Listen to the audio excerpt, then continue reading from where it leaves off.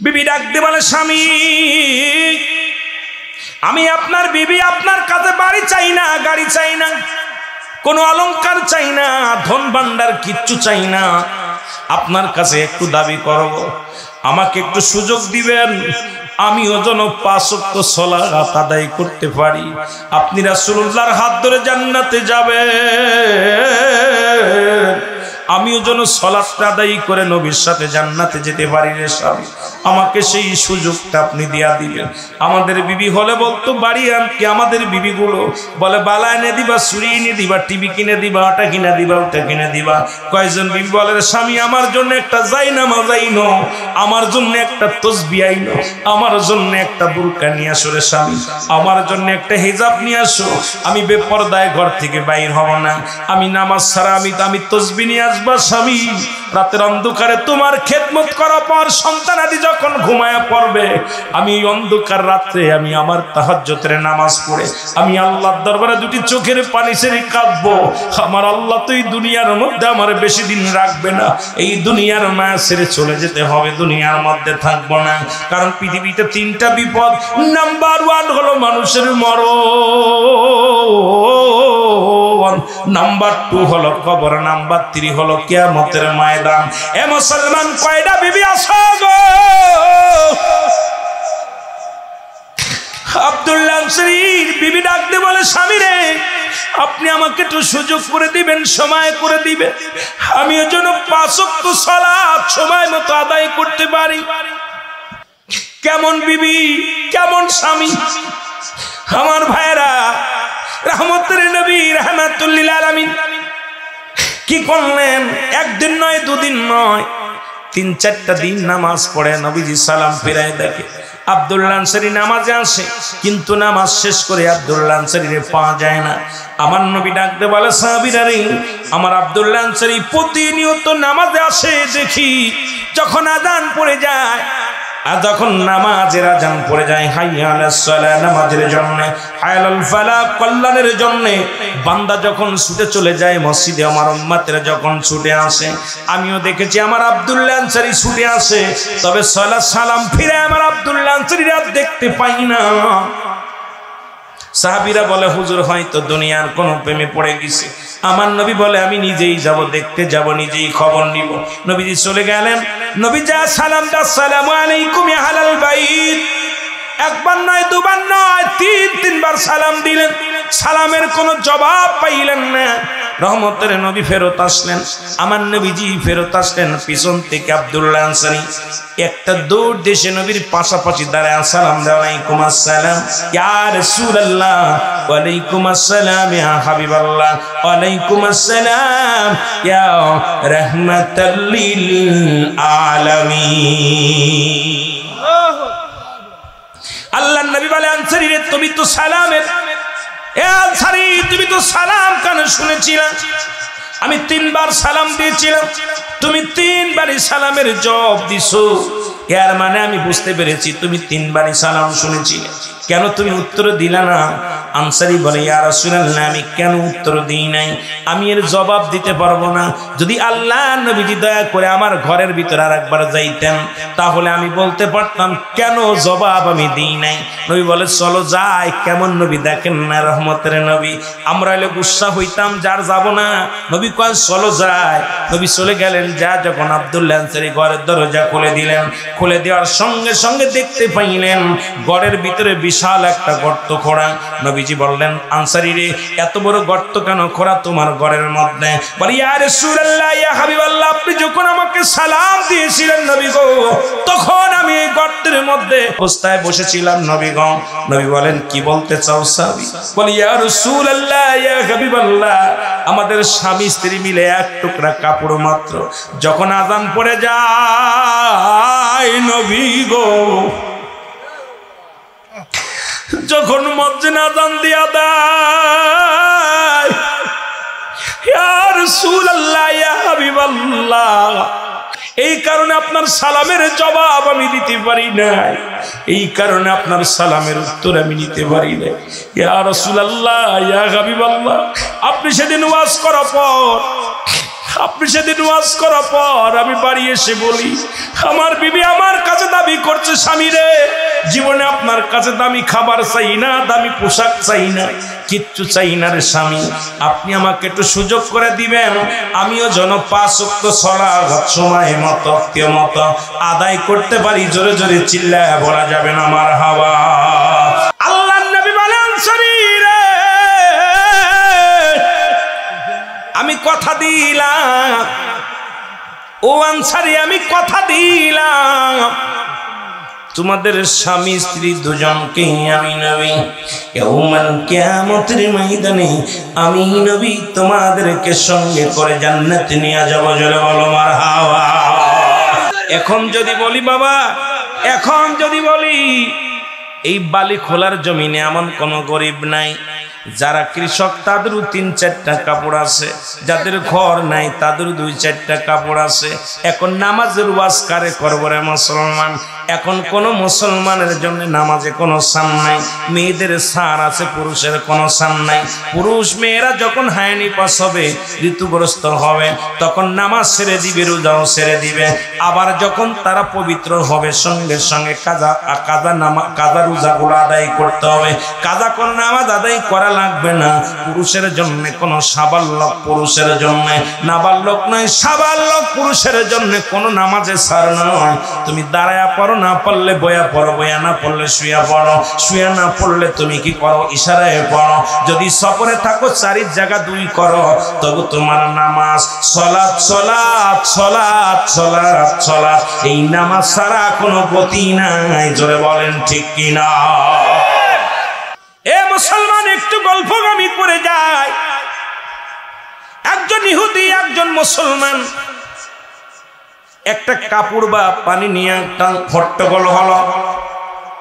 কথাটা বোঝানোর জন্য বলে যায়, যারা রাসূলুল্লাহর উম্মত বলে দাবি করেন তারা শুনেন, নামাজের দিকে আবার একটু পরে যায়, কবরের দিকে একটু পরে যায়, শরীয়তের দিকে আবার একটু ওলি আল্লাহদের কথা বলবো। যেহেতু কোরআন থেকে ওলি আল্লাহদের কথা শুরু করেছিলাম, হাদিস থেকে ওলি আল্লাহদের কথা শুরু করেছিলাম।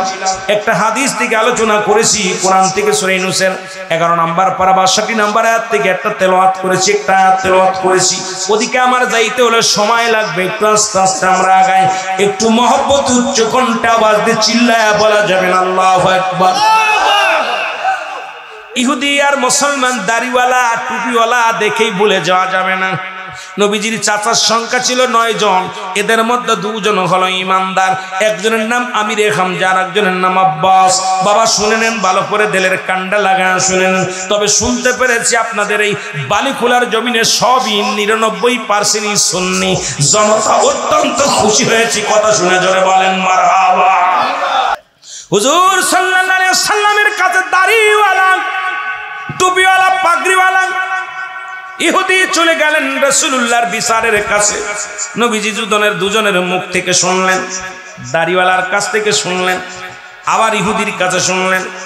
নবীজি রায় দিয়ে দিলেন, রায়টা হয়ে গেল ইহুদির পক্ষে, রায় চলে গেল। জোরে বলেন মারহাবা। ইহুদি বললেন, এই জামার একটা রায়, এই জামাটা তো পাবে ইহুদি পাবে, এটা তুমি পাবা না।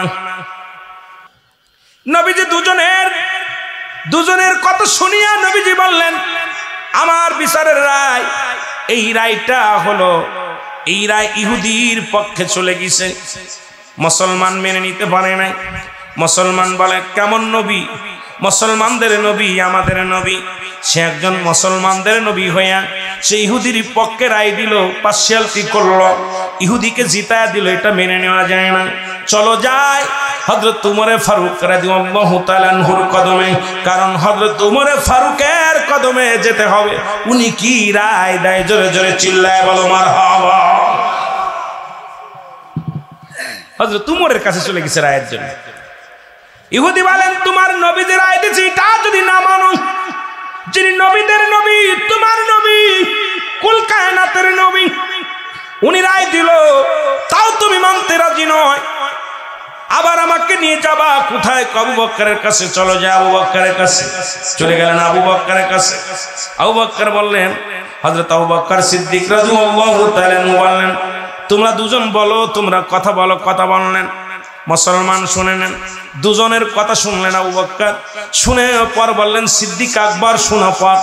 সিদ্দিক আকবর বলেন রাসূলুল্লাহ কি রায় দিছে? বলে রাসূলুল্লাহ রায় দিছে এই ইহুদির পক্ষে রায় দিছে। হযরত উমরও কথা শুনে বললেন আমার রায়ও হবে ইহুদির পক্ষে। জোরে জোরে চিল্লায় বলেন মারহাবা। কারণ রাসূলুল্লাহর উপরে আমি কোনো রায় দিতে পারবো না। রাসূল যে রায় দিছে, রাসূল যে বিচার করেছে, রাসূলের বিচারের উপর আর কে বিচার করবে? এই মক্কা মদিনার বুকে আমার নবীর বিচারের সঙ্গে আমার নবীর রায় যেটা দিয়েছে এই রায়কে দ্বিখণ্ডিত করবে এমন কোন ব্যক্তি পৃথিবীর মধ্যে আসেন না, যিনি নবী আমার কুল কায়নাতের নবী রাহমাতুল লিল আলামিন যে ডিসিশন নিছে, এই ডিসিশন সঠিক ডিসিশন নিছে। জোরে জোরে চিল্লায় বলেন মারহাবা। খাত্তাবের বেটা উমরের কাছে চলে যান। আল্লাহু আকবার বলেন। এ মুসলমান শুনে নাও, আজকে মুসলমান তোমরা মুসলমান হইয়া আজকে কত বড় জাতির মুদ, কত দাম তোমাদের, কত ইজ্জত, কত তোমাদের সম্মান তোমরা জানো না। তোমার নবীর আদর্শ আমাদের তোমাদের মধ্যে নাই, আমার নবীর আদর্শ আমাদের মধ্যে নাই। কারণ সমস্ত নবীগণ আফসোস করেছি হে রব্বি, আমার আল্লাহ হে রব্বি করিম, আমি আখিরি নবীর উম্মত আমাদেরকে বানাও। আমরা বিনা দরখাস্তই বিনা চাওয়ায় এমন একজন নবীর উম্মত হতে পেরে আমরা বড় ধন্য। জোরে জোরে চিল্লায় বলেন ঠিক কিনা? আমার ভাইরা, আমার বন্ধুরা, হযরত ওমর ফারুকের কাছে যখন চলে গেলেন, খাত্তাবের বেটা ওমর বসে আছে। ইহুদি যে বললেন আমিনুল মুমিনিন, আমি আপনার কাছে এসেছি একটা বিচারের জন্য, আপনি দয়া করে বিচারটা করেন। উনি বললেন রায়। দুজনের মুখের কথা শুনলেন। কয়ের আগে কার কাছে গিয়েছিলে? কয় রাসূলের কাছে গিয়েছিলাম। রাসূল কি বিচার দিস, কি ফয়সালা দিছে? কয় ফয়সালা হলো ইহুদির পক্ষে গিয়েছে। তারপরে কার কাছে গিয়েছিলে? বলে তার কাছে পরে গিয়েছিলাম হযরত আবু বকরের কাছে। আবু বকর কি রায় দিছে? বলে রায়টা দিছে ইহুদির পক্ষে দিছে। এখন আপনি আপনার কাছে বড় আশা করে এসেছি হুজুর, আপনি আমার পক্ষে রায় দিবেন। যেহেতু আমি মুসলমান, আমি দাড়িওয়ালা টুপিওয়ালা, কোরআন পড়তে পারি, আমি কোরআন বুঝি, কোরআন মানি। মুসলমান শুনে নাও, ভালো দিলের কান্ডা লাগায় শোনো। ইহুদি বললেন হুজুর আপনি যে রায় দিবেন আমি মেনে নিব। বলে দাঁড়াও আমি রায় দিব। যে ব্যক্তি আমি রায়, আমার রায় শুনবো, আমার রায় কি মেনে নিবা? কয় নিব। তাহলে দাঁড়াও, যে ব্যক্তি আমার রাসূলের রায় মানতে পারে না, যে ব্যক্তি হযরত আবু বকরের রায় মানতে পারে না, আমার কাছে আশ্রয় নেওয়ার জন্য খোলা তরবারি নিয়ে একটা কোবে সঙ্গে সঙ্গে দাড়িওয়ালা টুপিওয়ালা পাঞ্জাবিওয়ালা এক কোবে গর্দান থেকে মাথাটা ফেলে দিল। জোরে জোরে চিল্লায় বলেন মারহাবা। আর একটু জোরে জোরে চিল্লায় বলেন আল্লাহু আকবার। সবার কাছে একটা রব উঠে গেল। মুসলমানরা মুসলমানদের হত্যা করেছে। হযরত ওমর ফারুক দাড়িওয়ালাকে হত্যা করেছে, টুপিওয়ালাকে হত্যা করেছে। হযরত ওমর ফারুক এই পৃথিবীর মধ্যে কি করেছে শুনে নাও। একজন তসবিহ পড়ালাকে হত্যা করেছে। রাসূলের কাছে চলে আসলেন বিচার নিয়ে, সবাই উমর মানুষ মুসলমান হত্যা করেছে। আমার নবীজিকে আল্লাহ ডাক দে বলে হাবিব আপনি ডিসিশন নিয়েন না, আপনি আগে আগে ডিসিশন নিয়েন না। কারণ হযরত ওমর কোন মুসলমানকে হত্যা করে নাই। হযরত ওমর হত্যা করেছে অমিনান নাস, মানুষের মধ্যে মায়া করো, তারা বলবে আমান্না ঈমান আনছে বিল্লাহি, আল্লাহর প্রতি, ওয়াবিল ইয়াউমিল আখির, আখিরাতের প্রতি বিশ্বাস স্থাপন করছে। আমাকুম বিমুমিনিন, আল্লাহ নবী গো শুনেন, উনি মুমিন মুত্তাকিন সেজেছিল। ওই মুসলমানদের মধ্যে নাস শব্দের অর্থ মানুষ। দুনিয়ার মুসলমান শুনে নাও, আল্লাহ ডাক দে বলে হাবিব ওমর কোন মুসলমান হত্যা করে নাই, ওমর কোন ইমানদার হত্যা করে নাই, ওমর কোন মুমিন হত্যা করে নাই। ওমর যাকে হত্যা করেছে তিনি ছিল এই জামানার মধ্যে সবচেয়ে বড় মুনাফিক। জোরে জোরে চিল্লায় বলেন আল্লাহু আকবার। আর এই মুনাফিক কাফেরদের জন্য আমি আল্লাহ প্রস্তুতি রাখলাম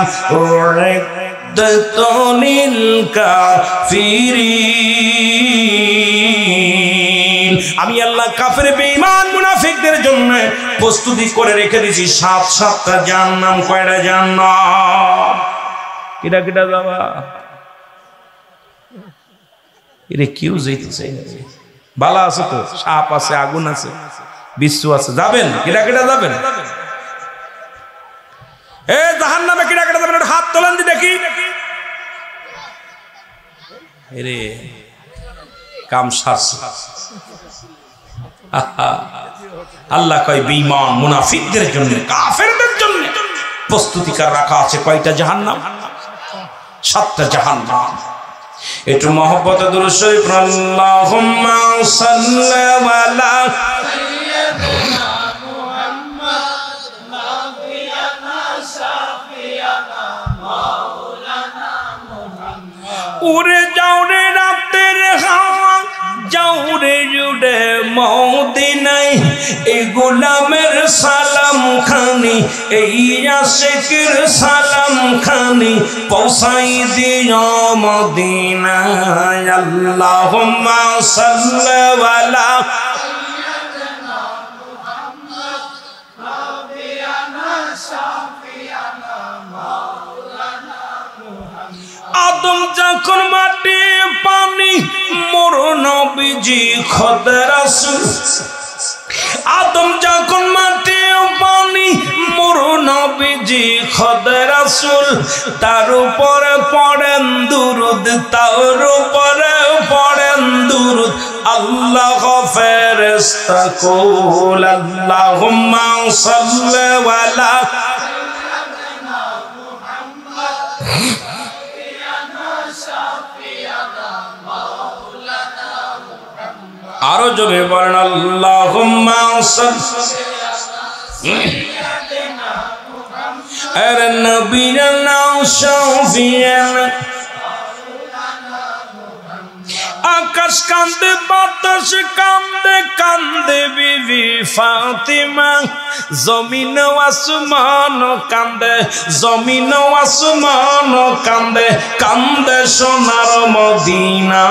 আল্লাহুম্মা সাল্লি আলা সাইয়্যিদিনা মুহাম্মদ নাবিয়ানা শাফিয়ানা মাওলানা মুহাম্মদ। এ ভাই, কাফেরদের জন্য প্রস্তুতি আছে 7টা জাহান্নাম, ঈমানদারের জন্য মুমিনদের জন্য প্রস্তুতি আছে 8টা জান্নাত। আল্লাহ বলে উইদ্দাত লিল মুমিনিন, মুমিন মুত্তাকিনদের জন্য প্রস্তুতি করে রাখা আছে 8টা জান্নাত।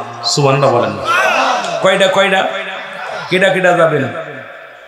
মারহাবা। এইবার তাকবীর, নারে রিসালাত, আহলে সুন্নাত ওয়াল জামাত জিন্দাবাদ, মালিকুল্লাহ ব্যবসায়ী মাহফিল জিন্দাবাদ। বাইরে দেখলাম মুখটা বেজার আপনাদের, জাহান্নামের কথা হই না। অনেকেই চিন্তা করছে রুল আমিন ভাই এতবেলদের ওয়াজ করতেছি, জাহান্নামের টিকিট দিয়ে গেল, জান্নাতের টিকিট দিব না। হ্যাঁ, জাহান্নামীদের জন্য টিকিট আছে, জান্নাতীদের জন্য টিকিট আছে। সেই টিকিটটা হলো মুমিন হইতে হবে, মুত্তাকিন হতে হবে। জোরে বলেন ঠিক কিনা? এই জন্য আল্লাহ বলে ইয়া আইয়ুহাল্লাযীনা আমানু, ঈমানদার বিশ্বাসীরা। আল্লাহ যে বলতে ইয়া আইয়ুহান নাস, হে মানুষ সম্প্রদায়, আল্লাহ মানুষকে ডাকে নাই, আল্লাহ ডাকছে ঈমানদারদেরকে। দুখুলু ফিস সিলমি কাফা, পরিপূর্ণভাবে প্রবেশ করো। কিসের মধ্যে? ইসলামের মধ্যে। কারা ঢুকবে? ঈমানদাররা। জোরে বলা যাবে না আল্লাহু আকবার। কারা ঢুকবে? কথা কই না রে। কারা ঢুকবে? ইয়া আইয়ুহাল্লাযীনা আমানু, হে ঈমানদারেরা, বিশ্বাসীরা। কত সুন্দরভাবে ডাক দেয় হরফে নেদা দিয়া। এ ঈমানদার, এ ছেলেরা, এ বৎসরা, এ ভাইরা, আল্লাহ ডাকতেছে আমার ঈমানদারেরা হন। আমার ভাইরা, আমার বন্ধুরা, আমার কথা বলতেছিলাম গো। মানুষের মৃত্যু হয় 2টা টাইমের, মুসলমান শুনে নাও, হয় রাত্রে না হয় দিনে। আল্লাহ দিন শুরু করেছে নামাজ দিয়া, রাত শুরু করেছে নামাজ দিয়া। কি দিয়া? জোরে বলেন কি দিয়া? সব দিকে ঘুরাইতে হবে। আলোচনা, মূল আলোচনা খেয়াল রাখা লাগবে। রাতের শুরু হলো মাগরিব, দিনের শুরু হলো ফজর। বান্দারে আজকে সুন্নি বলে দাবি করো, ফজরের সালাত যারা আদায় না করলাম, কেমন করে সুন্নি তুমি দাবি করো? কেমনে আমার মওলার গোলাম বলে দাবি করো? ফজরে 2 রাকাত সুন্নাত নামাজ তুমি আদায় করলা, সঙ্গে সঙ্গে তুমি আমার নবীর প্রেমিক হয়ে গেলা। এবার 2 রাকাত ফরজ নামাজ তুমি আদায় করলা, সঙ্গে সঙ্গে তুমি আমার আল্লাহর গোলাম হয়ে গেলা। এখন দিনের মধ্যে যদি মৃত্যু হয়, তোমার মরণটা হবে আমার আল্লাহর গোলাম রাসূলের প্রেমিক। জোরে জোরে চিল্লায় বলেন মারহাবা। এখন নামাজেরই তো খবর নাই, কেমনে তুমি বলো আমি সুন্নি? তোমার ভিতরে সালাত নাই, কেমনে তুমি বলো আমি ইমানদার? তুমি তো নামাজে ফাঁকি দিলা, তুমি কেমনে বলো আমি নবীর প্রেমিক? তুমি নামাজে ফাঁকি দিলা, তুমি কেমনে বলো আমি আল্লাহর গোলাম? ও মুসলমান শুনে নাও, দিনের মধ্যে তোমার মৃত্যু হয় না, রাতের মধ্যে তোমার মৃত্যু হতে পারে।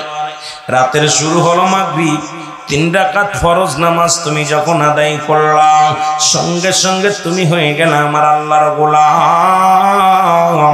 এবার 2 রাকাত সুন্নাত নামাজ তুমি যখন আদায় করলা, সঙ্গে সঙ্গে হয়ে গেলে তুমি আমার নবীর প্রেমিক।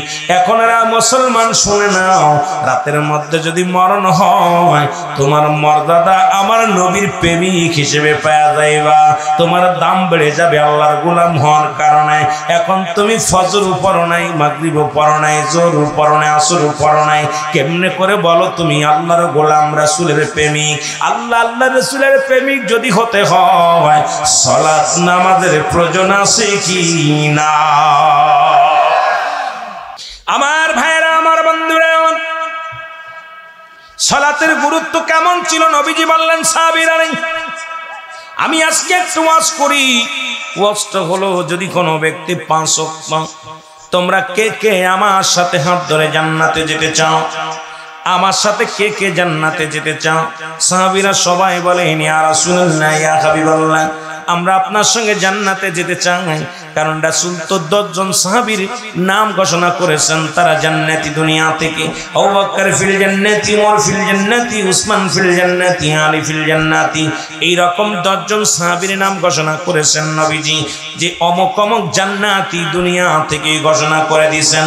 নবী বলেন সাহাবীরা কে কে তোমরা আমার সঙ্গে জান্নাতে যেতে চাও? হাত ধরে সুবহানাল্লাহ বলেন।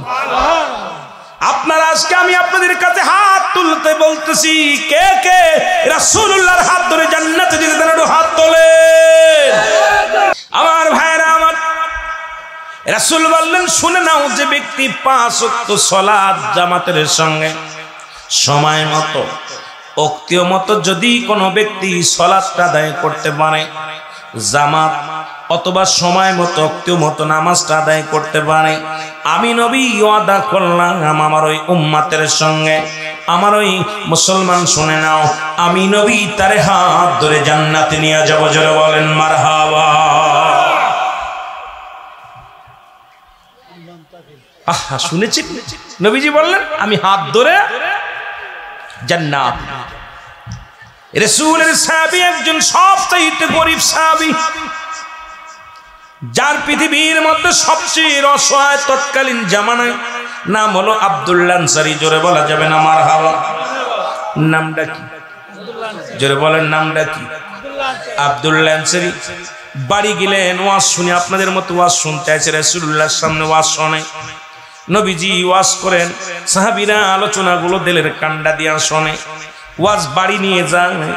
আমরা তো আজকে কততম, 15তম না কততম দেখলাম জন, 15তম মাহফিল। কিরা কয়টা ওয়াজ বাড়ি নিছেন জানি না। হয়তো কেউ আইছেন আলেমদের দেখতে, কেউ আইছেন সুর দেখতে, কেউ আইছেন গান শুনতে, কেউ আইছেন জিকির শুনতে, কেউ আইছেন দেখি বক্তা আইছে, কি বক্তা কোনটা আসলো দেখে আসি। আসলে নিয়তটা ছিল কি, মুসলমান ওই দাদা নাতির মতো ওয়াজ শুনলে চলবে না। দাদা নাতি ওয়াজ শুনতে গেছে, বিশাল একটা খাল।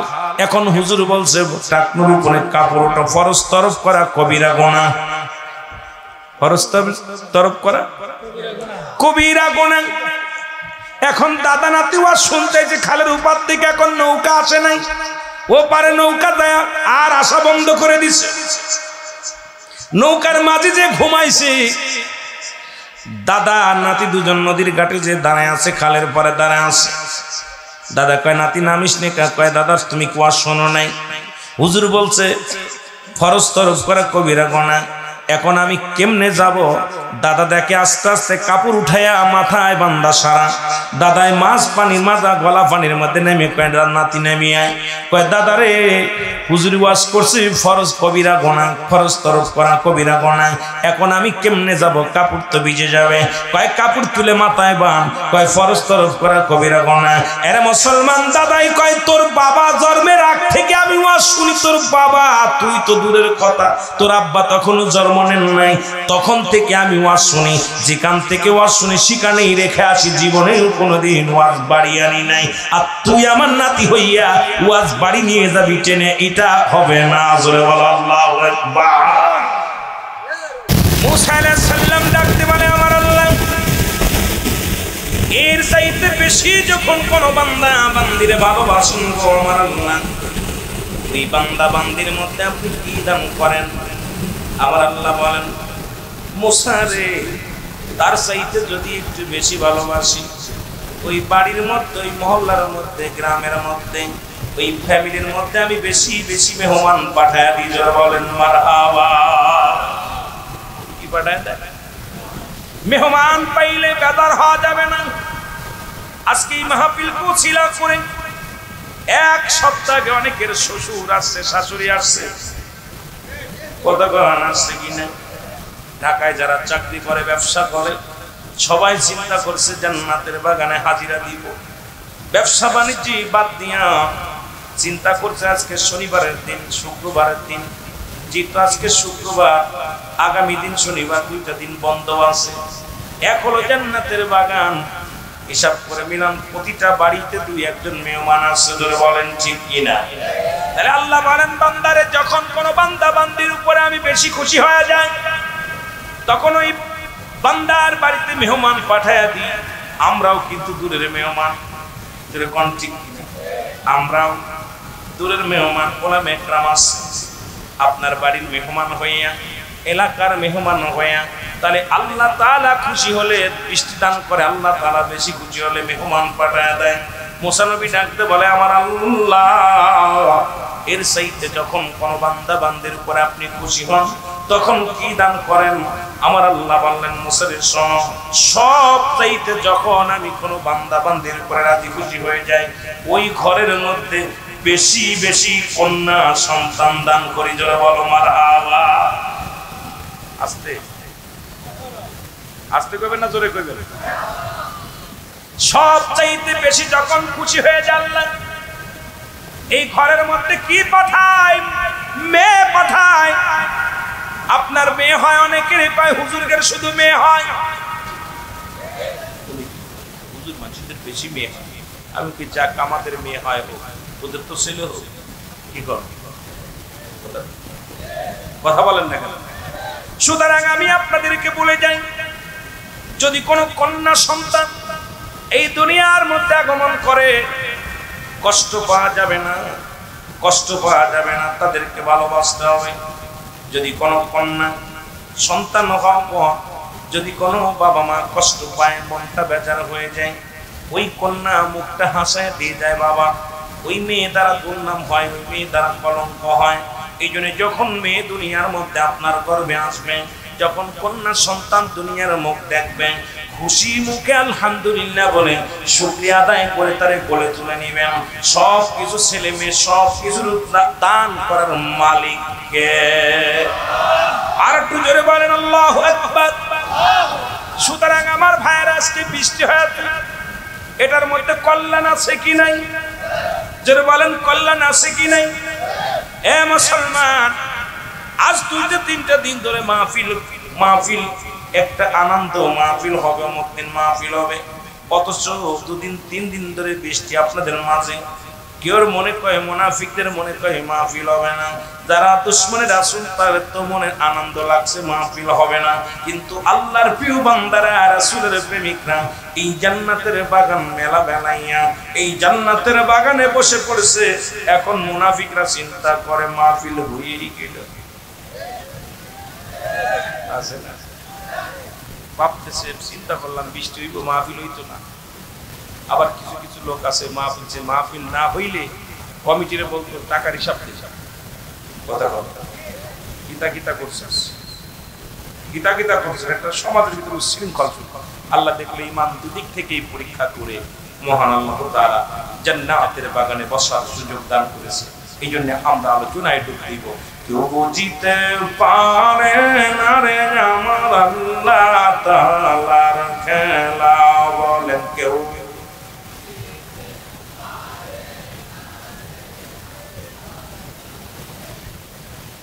আল্লাহ যারে ইচ্ছা তারে দিয়া মিলাই প্রেমেরি মেলা, দয়াল যারে ইচ্ছা তারে দিয়া মিলাই প্রেমেরি মেলা, কেউ বুঝিতে পারে। আরো জোরে বলেন কেউ বুঝিতে পারে না রে মাবুদ মোরা। আবার ৩৬ বছরে যারো জ্ঞান কি বটে না,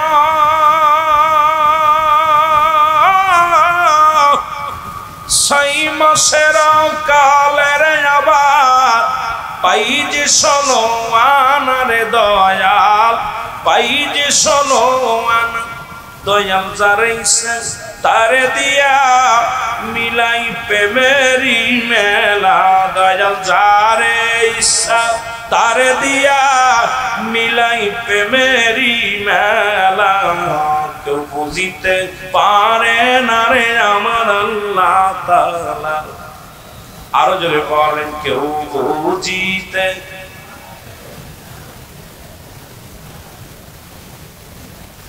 ৩৬ বছরে যারো জ্ঞান কি বটে না, সেই মাসে আবার পাই যে ষোলো আনারে দয়াল, পাই যে ষোলো আনা। ও দয়াল যারে ইচ্ছা তারে দিয়া মিলাই প্রেমেরি মেলা, দয়াল যারে ইচ্ছা।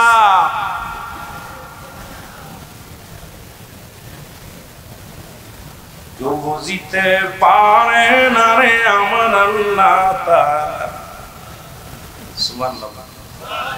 এ দুনিয়ার মুসলমান,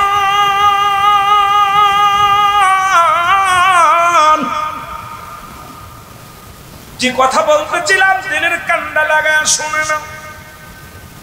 আল্লাহ তাআলা জান্নাতের বাগানে, রিয়াজুল জান্নাহ বেহেশতের বাগানে বসার মতো আসার মতো সুযোগ আল্লাহ দান করল। উচ্চ কণ্ঠে আওয়াজ দেওয়ার একবার বলা যাবে না সুবহানাল্লাহ। বান্দা যখন জান্নাতের দিকে রওনা হয়ে গেছে, প্রতিটা কদমে কদমে আমার আল্লাহ সগীরা গুনাহগুলো মাফ করে দিয়েছে। জোরে বলেন মারহাবা। কি গুনাহ? সগীরা গুনাহগুলো মাফ হয়ে গেছে। মুসলমান আমরা শুধু সগীরা গুনাহ করি না, পদে পদে করেছি কবিরা গুনাহ। নামাজ ছেড়ে দেয়া কবিরা গুনাহ, মিথ্যা বলা কবিরা গুনাহ, মুসলমান বেগানা মহিলার সঙ্গে দেখা দিয়া কবিরা গুনাহ, বেগানা পুরুষের সঙ্গে দেখা দিয়া কবিরা গুনাহ। এই গুনাহ যদি মাফ করাইতে চাও, আল্লামা কদবী রাহমাতুল্লাহ বয়ান করে দুনিয়ার মানুষ শোনো, কোথাও যদি জান্নাতের বাগানের সংবাদ শুনতে পাও, ওই জান্নাতের বাগান খানা করে ধরে কবরের ভয়ে জাহান্নামের ভয়ে বান্দা যখন খাস তওবা করে আল্লাহ বলে ডাক দেয়, আমার আল্লাহ ওই বান্দার জীবনের দরিয়া দরিয়া গুনাহগুলো মাফ করে দেয়। জোরে বলা যাবে না সুবহানাল্লাহ। জান্নাতের বাগানে বাড়ি থেকে নিয়ত করেছেন এখানে আসবেন, প্রতিটা কদমে কদমে সগীরা গুনাহ মাফ করে দিয়েছে। কে দিয়েছে? আল্লাহ। সগীরা গুনাহ শুধু আমরা করি, পদে পদে করছি কবিরা গুনাহ, নামাজ ছেড়ে দেয়া কবিরা গুনাহ। এখন যদি বলি কয়জন মানুষ আপনারা মাগরিবের সালাত আদায় করেছেন, কয়জন মানুষ ইশার সালাত আদায় করেছেন? হাতে গোনা কিছু মানুষ। নামাজীদের দেখলে বোঝা যায় যে নামাজ, ঠিক কিনা? তবে একটু মনে হয় আজকে নামাজের সংখ্যা বেশি আছে।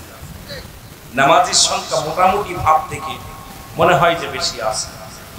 আমার ভাইরা, বেগানা পুরুষের সঙ্গে দেখা দেওয়াও কবিরা গুনাহ, বেগানা মহিলার সঙ্গে দেখা দিয়াও কবিরা গুনাহ, নামাজ ছেড়ে দেওয়া কবিরা গুনাহ, মিথ্যা বলা কবিরা গুনাহ।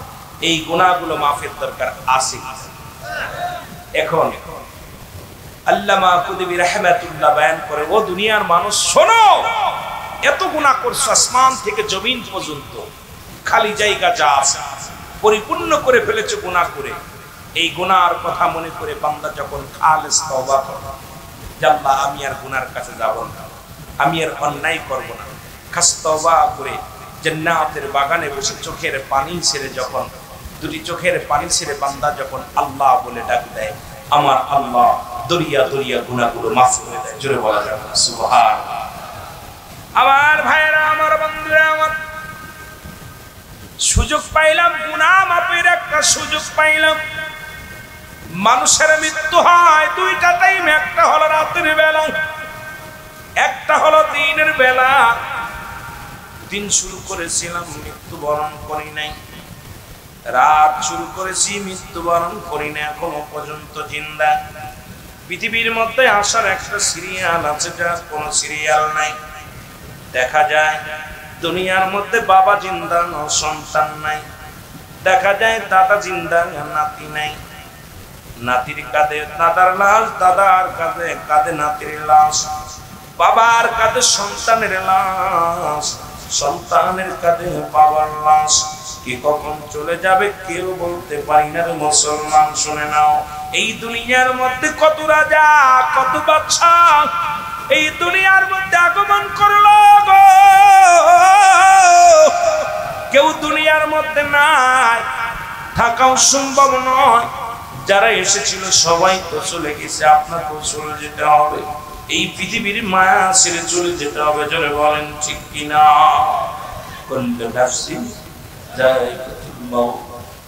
এইটা অস্বীকার, কোরআনের সব আয়াত অস্বীকার করতে পারে। 114টা সূরা অস্বীকার করতে পারে, এই ছোট্ট একটা আয়াত অস্বীকার করার মতো কোনো ক্ষমতা কারণ নাই। মৃত্যুর পেয়ালা পান করতেই হবে, এর মধ্যে কোনো সন্দেহ নাই।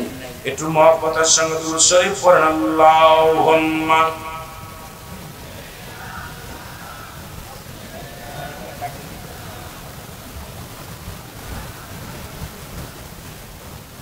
ওয়া আলা আলি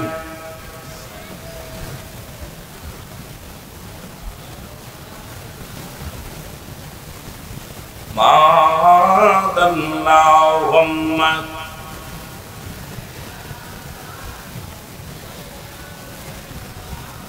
এরে আজ না হয় কাল তুমি যাইবা কবরে, মরার পরে দেখবে চেয়ে গো তোমার সবই রইল।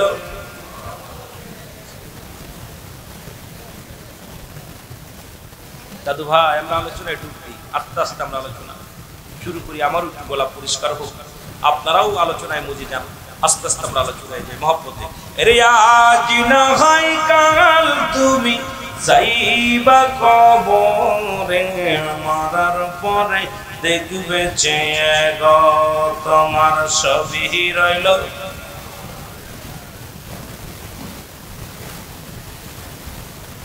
দাদাই গেছে, বাবাই গেছে, কেউ আসলো না ফিরে, আমারও তো যাইতে হবে গো বাইরে, তোমারও তো যাইতে হবে গো। আজ না হয় কাল তুমি যাইবা কবরে, মরার পরে দেখবে চেয়ে গো তোমার সবই রইল।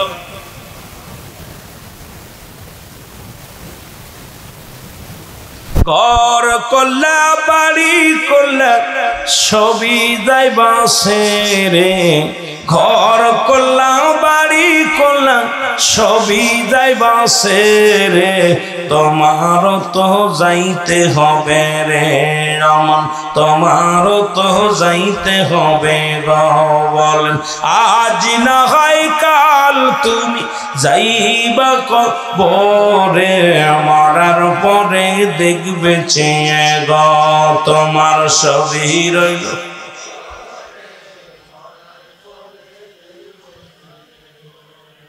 সব থুইয়া চলে যেতে হবে। এই জন্য প্রায়টা আলোচনার মধ্যেই শুরুতেই একটু মরণের চিন্তা করা লাগে। মানুষের তো দুইটা টাইমে মরণ হয়, একটা হলো রাত, একটা হলো দিন। এই দুইটা টাইমে যে কোনো একটা টাইমে আমাকে আপনাকে মরণের পেয়ালা পান করা লাগে। এই জন্য ওই ব্যক্তি সর্বোচ্চ জ্ঞানী যে সদা সর্বদাই মরণের চিন্তা করে। আমার দয়াল নবী বিহনে আপন বলতে কেহ নাই জগতে, আমার আপন। আরো যদি বলেন আমার আপন বলতে ও নবী ও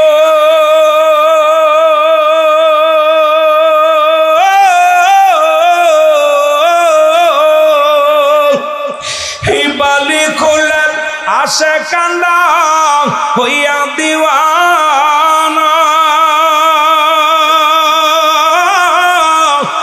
ডাকি তোমার প্রেমে গো রাসূল বইলা যায় না, আমার দয়াল নবী বিহনে আপন বলতে কেহ নাই জগতে, আমারা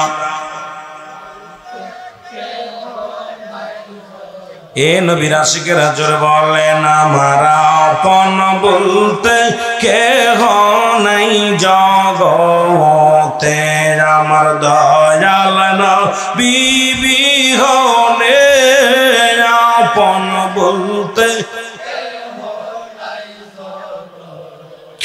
ও নবী ও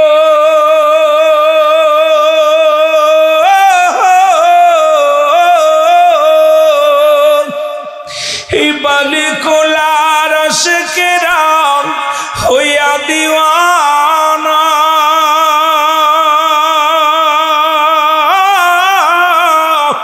দুরুদ সালাম গো পড়ি নবী ভুইলা যায় না, এর দুরুদ সালাম করি নবী ভুইলা যায় না, আমার দয়াল নবী বিহনে আপন বলতে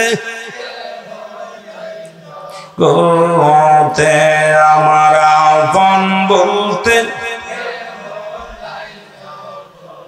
এ দুনিয়ার মুসলমান